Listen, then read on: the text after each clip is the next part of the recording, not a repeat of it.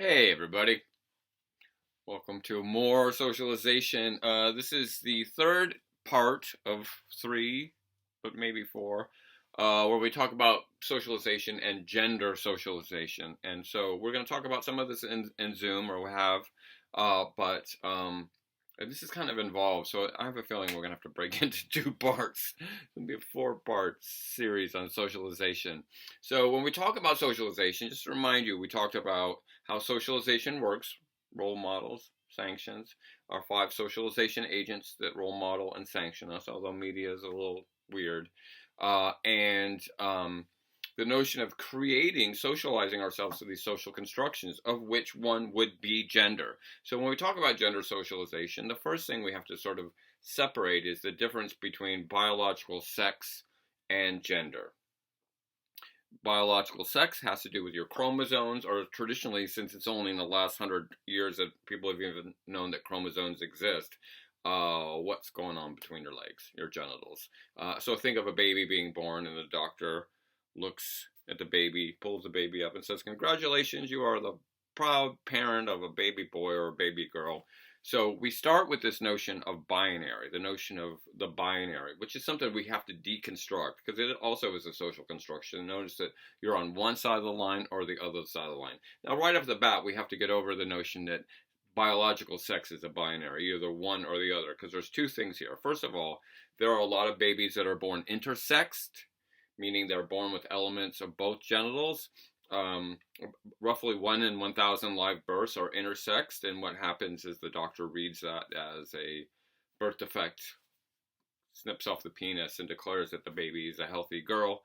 And later on they might have find out that they were assigned a biological sex at birth. But also the notion of opposite sex is that males and females share a lot more of the same stuff in our biology. We've all got pancreases, we've all got lungs, we've all got brains. There's a couple things that are different, but it doesn't completely separate us into two alien species of, from Mars and Venus. We're essentially the same. And in fact, as we get older, as we become older people, our hormones sort of shift. That women develop testosterone and men develop estrogen, and we start to become more and more similar, especially post menopause. So this notion of biological opposite sexes is the binary is kind of BS, but we got to keep in mind this notion of the binary, the idea of opposite, because we learn a lot about binaries. We talk a lot about binaries in my line of work, including the binary of conservative versus liberal, the binary versus right versus wrong, the binary versus American versus immigrant. There are all these sort of false binaries, gay, straight. That is definitely not a binary, y'all. And you know who I'm talking to out there. I saw what you posted. But gender is different than biological sex. A lot of people think your gender is just sort of your genitals, and biology is destiny, and that's just it. Gender is a socially constructed role that's attached to that biological sex. What masculinity and femininity look like in any culture. And as we know, all you have to talk to is, an anthropology student, and they'll be able to tell you that gender looks different all around the world. Gender looks different in tribal cultures. Gender looks different in desert cultures, nomadic cultures. Gender looks different in Asian society versus European society. I mean, there are so many different ways of doing gender, because gender is a performance. And gender is also different over time. That gender changes. The way we think of masculine and feminine changes over time. And just think about how masculinity changes from the working class, tough guys who like trucks and hunting and to masculinity for the wealthy. Right? There are, these rich men who are drinking tea with their pinkies up, who would never go to a rodeo or a country music concert. That all just seems so low grade. They all just sit around and count their money. So, I mean, gender just changes so much. So we have to recognize that it's a social construction. It's not biology. And as we've been getting into reading The Chalice and the Blade, it certainly hasn't always existed as it is. There were men who were quite happy in partnership societies. They didn't feel like they had to beat women over the head and have sex with their lifeless bodies. I mean, that, that patriarchal value emerges later. So in our culture, when we talk about gender roles in the binary, we start to talk about gender attributes, how men and women, males and females, are socialized to be opposite sex. And there are these attributes that are supposed to be polar opposites of each other. And I'm just going to give you, and this is from an intro textbook that I had in the 80s. And hopefully we can talk about how it's changed. But this is just sort of the notion, and I think you'll be familiar with this sort of dichotomy or this binary of genders. That so there's characteristics for females and characteristics for males. Women are supposed to be submissive, right? They're waiting. Someday my prince will come. Men are supposed to be dominant. Women are supposed to be dependent, right? They're finding a husband to save them. Men are supposed to be independent and autonomous and high plains drifter. They ride off into the sunset. Women are supposed to be emotional. Men are rational. Women are supposed to be receptive. Men are supposed to be assertive. This is the way it's going to be. Women are supposed to be intuitive. I've got kind of this, insight, this female intuition. Men are supposed to be more analytical. These are the facts, ma'am. Women are supposed to be timid. Eek, a mouse. Men are supposed to be brave. Here I come to save the day. Women are supposed to be content. Hey, it could always be worse. You just be happy with what you have. Men are supposed to be ambitious, going out and slaying those dragons, moving up the ladder. Women are supposed to be passive. We'll come back to this one. Women are supposed to be passive and just sort of let what happens to them. Men are supposed to be active. They're the ones that are sort of initiating things and going out, spending all this time out in the world doing things. Men do things. Women are supposed to be cooperative. Women work together while men are competitive. More on that one in a bit as well. Women are supposed to be sensitive. But what about? And men are supposed to be insensitive. I don't care about that. And women are supposed to be sex objects. Woo! And men are supposed to be sexually aggressive, right? Women are all supposed to be virgins when they're married, and men are supposed to have lots of notches on the belt. Although who they get those notches from, nobody ever told me that. So in this version, masculinity is the rejection of femininity. And there's two parts to this binary that are really important for us to talk about, especially relating to the chalice and the blade. Is that we have this dichotomy, men and women are opposites, but we also turn it on its side. And so men are also dominant over women in society. And that's the term that we use called patriarchy. Patriarchy refers to a social system in which men have an advantage, have some power woven into the system. It's not just the individual man. You can have a man who feels like he has no power, but he still has power over women. And we're going to talk about how we learn, how we are socialized to these two things that are connected. We're socialized to the binary, male and female as opposite, and then also how we're socialized to patriarchy.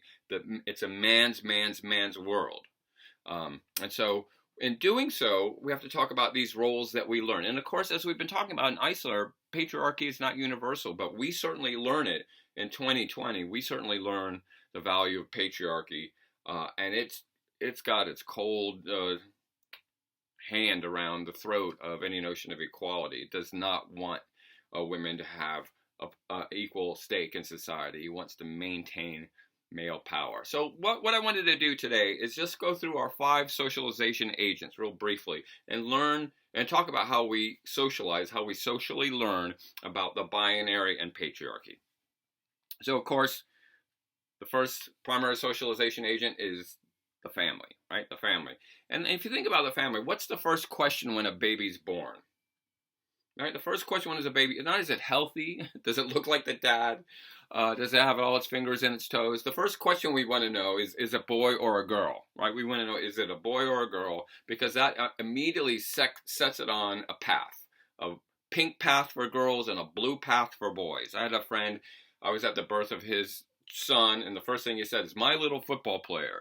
And he said, my little quarterback. And I'm like, how do you know? You know, he might be an interior decorator. He might be a 3rd grade teacher. How do you know? He's like, shut up, Randy. You're ruining the moment. Like, yeah, let me ruin this moment because you're already putting him on a male path. And now, of course, we know that we can find out the birth, the sex of a baby before it's born.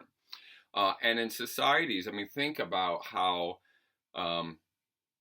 that, all these gender reveal parties, Like it's such a big deal. Like it means everything if it's going to be a boy or a girl. No, it's, is it healthy or not? That should be the first question. But whether it's a boy or a girl determines everything over its next 75 years of life. So let's find out as soon as possible if it's a boy or a girl so we can start buying the pink clothes or the blue clothes. And in societies that are highly patriarchal, including places like China and India, they have used the notion of finding out the birth of a baby in utero to terminate pregnancies. That if it's a girl, guess what? Mom's getting an abortion because we don't value females. So we're going to, this used to be infanticide. I mean, those cultures long ago, you would just kill the baby girl once it was born. Now we abort it before it's born. And those societies now that they've been doing it for a couple generations have a big problem.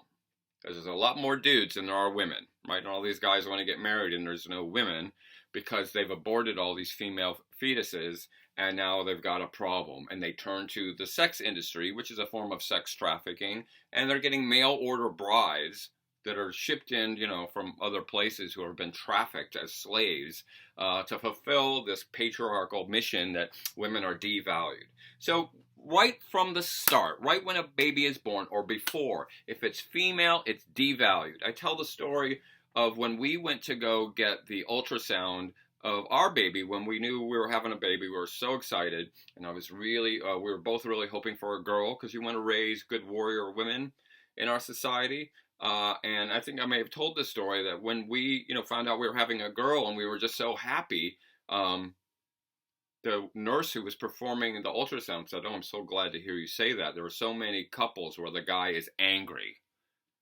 What are you doing having a girl? We should have had an abortion. What do you do having a girl? I must not be the father. I only give birth to boys." That type. So patriarchy starts in the womb. And that socialization starts. And then, of course, in the family, we have all kinds of socialization. We talk about the role models of mom and dad as our gendered role models. When we look at that, we find that the supervision of boys and girls is varied. Boys are allowed to stay out a lot longer and play and be wild. And as a 6-year-old, I was in the woods until dinner time. I mean, it's just amazing that I was just sort of trusted. But girls have to be kept at home. They're closely guarded. Their curfews tend to be a lot earlier, according to research. Girls have something called domestic apprenticeship, where they're supposed to stay home and learn to cook and clean and do all the things that their mother does. I had this roommate when I first moved to Portland. Oh, God. I had this roommate. I got a roommate. I had a duplex and I had rooms. So I'm like, I should just get a roommate, cut the rent in half. And I got this dude. And he's this like mid-20s guy. And he's from Eugene. And he would drive to Eugene every weekend to have his mom do his laundry. Because he didn't, even though we had a washing machine, he didn't know how to do his laundry. So he'd drive all the way to Eugene. And then at one point I just realized he's got to do some chores around the house. Why am I always the one cleaning the toilet? Why am I always the one cleaning the bathroom? And so it's like, hey dude, we need to talk about this. You got to clean the toilet once in a while. I can't just be me that does it, you got to do it. And he's like, okay, no problem. And then I came home and there was a young woman cleaning the toilet. And I said, excuse me, who are you? And she says, oh, I'm your roommate's new girlfriend.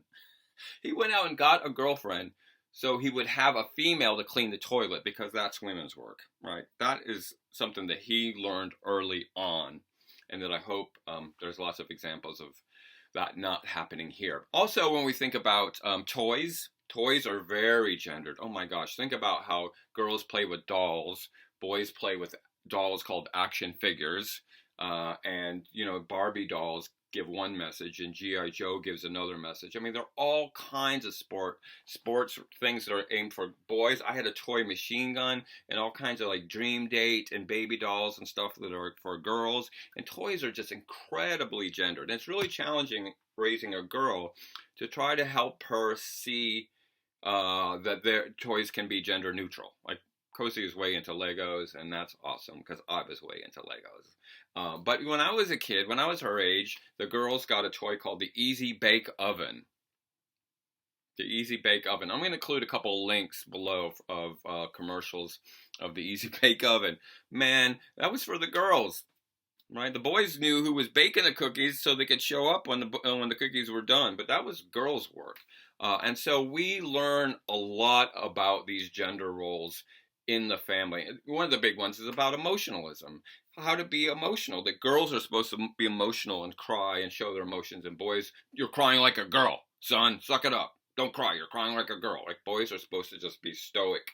And we learn this through the ways that we talked about it. We learn it through role models, including our parents and older brothers and sisters, and we learn it through sanctions. I think about in my this could be sanctions from our parents or from our siblings. I remember one time, I can't do this on this camera, but my younger brother, who's 3 years younger than me, was sitting with his legs, I do have pants on, with his legs like this.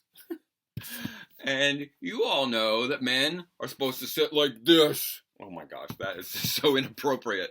But he was sitting, kind of like that. And so, my response to my brother was to beat him up because he was sitting like a sissy, and that's not how you sit. And no brother of mine is going to sit like a sissy. And it was just, and then I went to, Europe, and I realized all the cool men sit like this, and they're like, well, about existential thought, like. So, now I sit like that, of course, because those people are my role models. But, I sanctioned my brother for violating the gender roles. And we recently had a talk. I've apologized to him. And so there is that intense socialization that happens in the family around gender roles. Okay, we're going to go through all 5 of these. School is another one. Of course, the lessons that we learn in school tend to be very male-focused. We learn about men and their wars and the male presidents and all the great things that men do. We also get a picture of how teachers are gendered. When we start school, kindergarten and first grade and second grade, teachers are mostly female. Because the nurturing needs to be done by the females. I'm using quotes here. Then we get into high school. We start getting more male teachers, including like coach teaching the math class and things like that. And then we get to college. It's mostly male teachers for the most part. When you go, into higher learning, in fact, it's been documented that it's really hard for women to get tenure in academia. There is a gender bias in higher education that favors men. So the message is, when we get to the real stuff, that's the dudes. That's up to the men. The emotional stuff, taking care of the 6-year-olds, that's women's work. I'm so happy that my daughter has a male kindergarten teacher. It's kind of rare, but it's important for her to see that. And I thought that's a really important role model for her to have.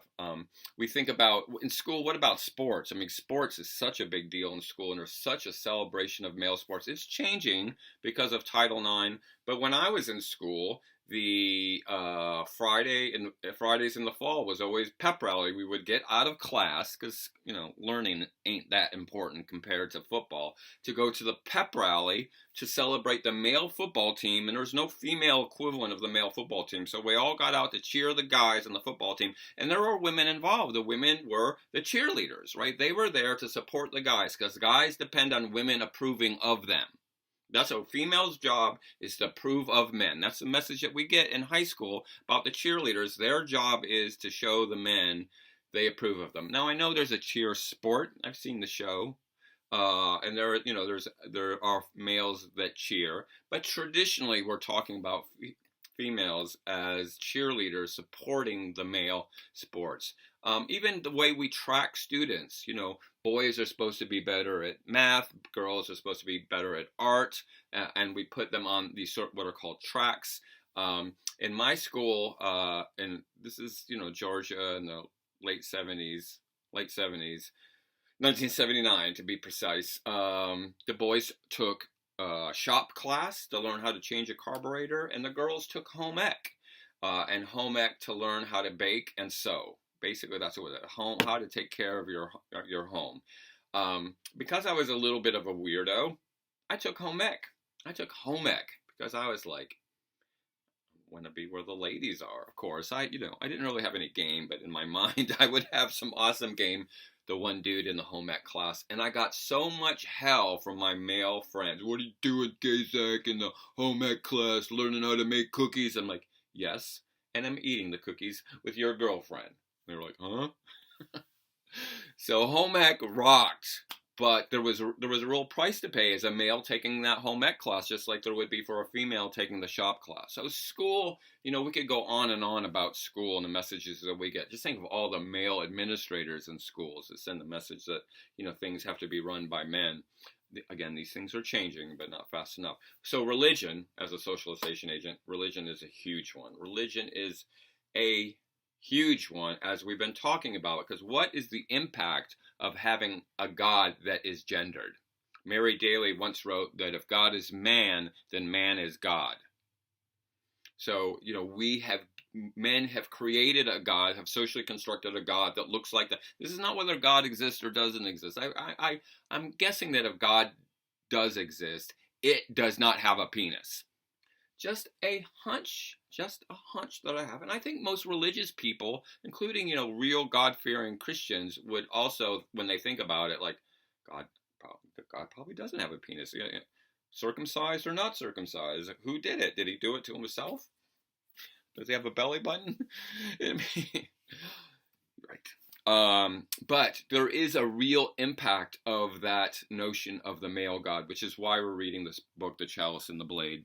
Right, it's so important to talk about the impact of that, the notion of the warrior God on society. The sacred stories that we have in these patriarchal books have a lot of stories about bad women that have done bad things. Jezebel and Delilah and Eve, right, the original sinner who screwed it up for the rest of human race. We were supposed to be happy being naked in the Garden of Eden, and then Eve had to eat from the tree of knowledge, and now we're all crazy, ashamed of our bodies. Although somebody should tell that to my daughter. Put some clothes on, kid. And then, of course, we have the patriarchal power structures that emerge from ththese religions, like the Catholic Church being the obvious example. I mean, when we have a female pope, I'll change this lecture, but it's pretty much reinstituted a power dynamic, power that has sexually abused nuns. Let alone the scandal about children being abused. The sexual abuse of nuns is one of the great kept secrets of the 2 millennia of the Catholic Church, and there are, but it doesn't have to be that way. And we'll talk about this in the end of our class when we talk more about religion. But there is a thing called the Gnostic text that we'll read about in the Chalice and the Blade and kind of the lost books of the New Testament. There's this great passage from Mary Daly that she writes. If you read the New Testament, read Jesus. Jesus is pretty much a feminist.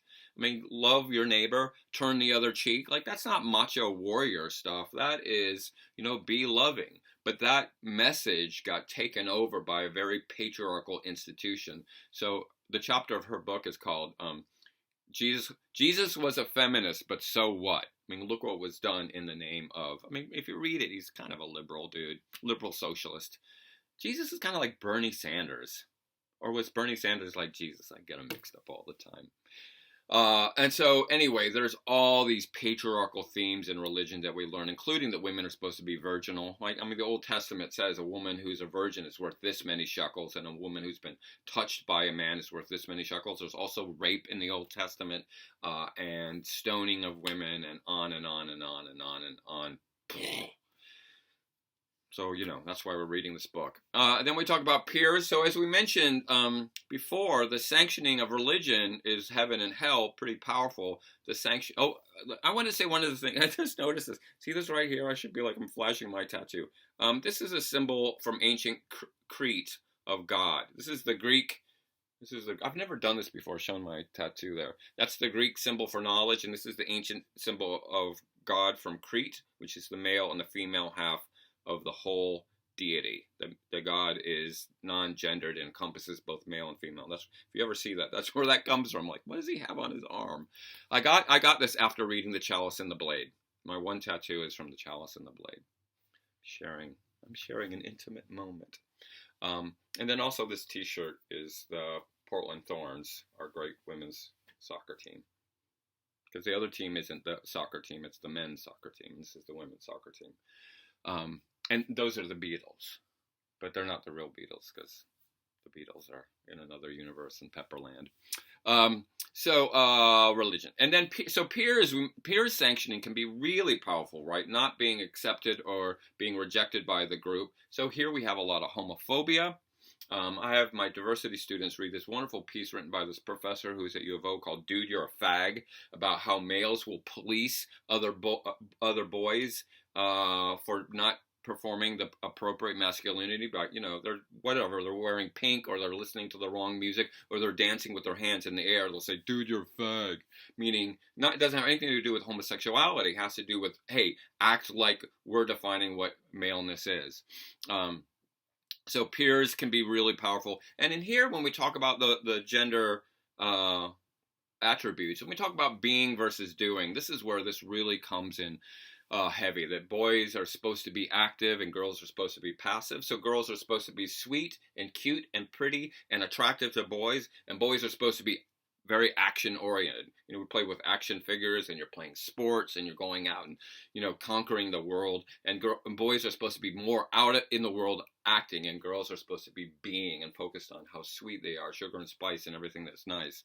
And so also, we talk about, especially when we start talking about teenagers, the sexual double standard, which is crazy. The notion that boys are supposed to be sexually conquesting. These teenage boys are always lying. Like, I've had sex with 20 women. 20. You only have 10 fingers. And women are supposed to be virgins, and they're slut shamed if they're not, right? There's like a heavy penalty for a teenage girl that expresses her sexualness, her sexuality, but there's a heavy reward for a boy who expresses his sexuality. And it's just reinforced over and over and over, and our peers can be really brutal. And girls can do this to each other, right? Girls are internalizing all this stuff, so they can slut shame some girl. Look at what she's wearing, that hoe. Boys, right, stick together. And then the media. The media is huge, and this is going to relate to the third assignment that you're going to get. The media has so many representations of gender that devalue women. The obvious one, one of the obvious ones, is how men are allowed to age and gain power. How old is Harrison Ford? Let's Wikipedia that guy. He's got a new action adventure movie out. You can be old and doing action movies and be the leading man until your dying day. Women, after 30. Remember Megan Fox? Whatever happened to her? She was everything because she was hot and young, and then she got over a certain age, and we'll start seeing her playing mom roles and not be paid half the price. I mean, women are really devalued in the media, and so there's a real unequal pay there. And also, we get reinforced this notion that women are to be looked at. Or women are to be looked. I mean, think about magazines, right? Men's magazines and women's magazines. Women's magazines are fashion magazines. Men's magazines are porn. Playboy and Penthouse and all those. And I had a student tell me something really interesting one time. I thought it was so true. She said, Randy, I noticed that women's magazines have a lot of pictures of women in them, and men's magazines have a lot of pictures of women in them, because both give us the message that women are to be looked at, and the younger and prettier and smoother and perfecter you are, the more you are valued in society. Here I come, Miss America, right? We have these beauty pageants.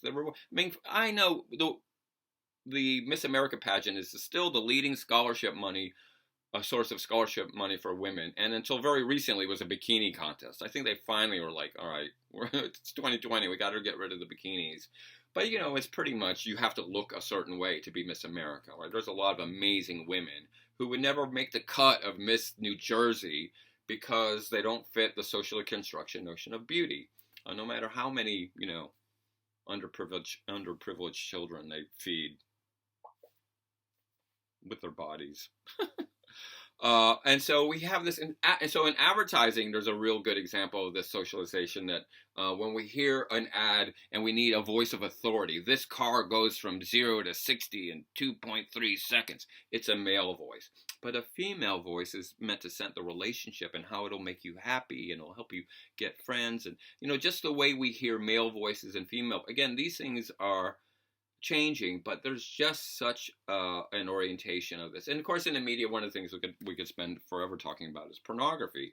Pornography is really about what we call the male gaze, what men want to see, versus what women want to experience, right? It's all from a very male perspective. And of course, women have a right to be sexual and consume pornography, but it traditionally hasn't really been for them. These things are starting to change.